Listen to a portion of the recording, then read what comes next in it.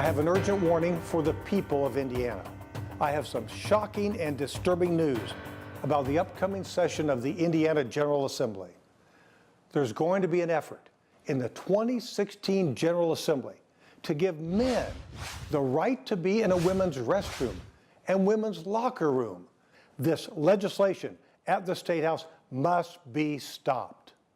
I've worked with senators and representatives from both political parties at the State House for over 34 years.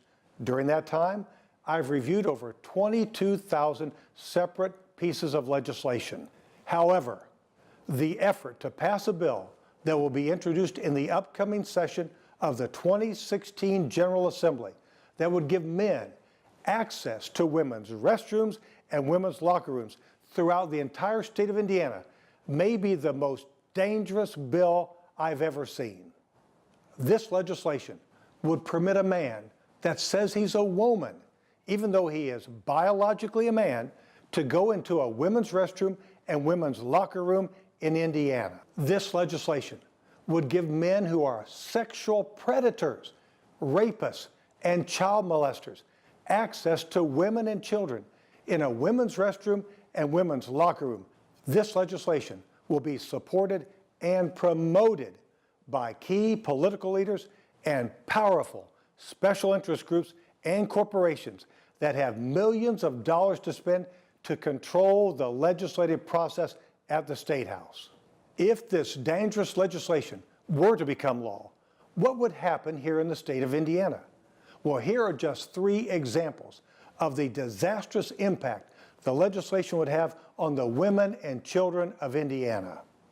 Example number 1, your family goes to a restaurant in any one of the 92 counties in Indiana, and your young daughter or granddaughter, let's say she's only 10 or 11, goes to the women's restroom, and while she is in the restroom, a man who claims to be a woman walks in the restroom with her.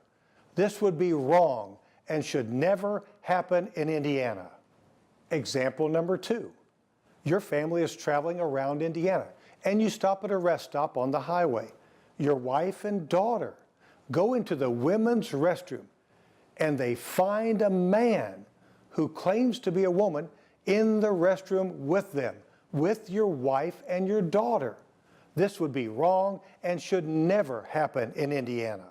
Example number 3, your young daughter or granddaughter goes to a public pool or fitness facility, and in the process of changing clothes, a man who claims to be a woman comes into the women's and girls' locker room where she's changing.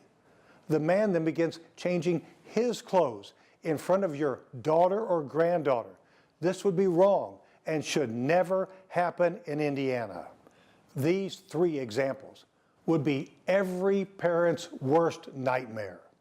Let me say again, it is never right for a man to ever be in a women's restroom or women's locker room.